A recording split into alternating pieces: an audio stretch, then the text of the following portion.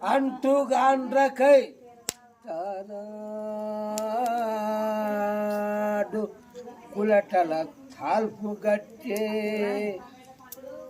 ఈ పద్యానికి అర్థమైపోమాట మహానుభావుడు గురంజాసు రాసినది ఏంటంటే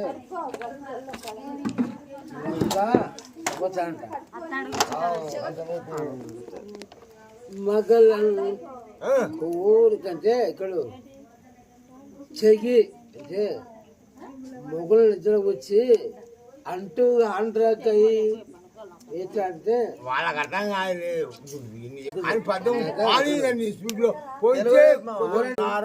అంటే మొగలను రాగం పోవాలా చెప్పకు ఊరికే ఉంటాను. ఏమి పీకిందో చూడమ్మా అక్కడ మహానుభావుడు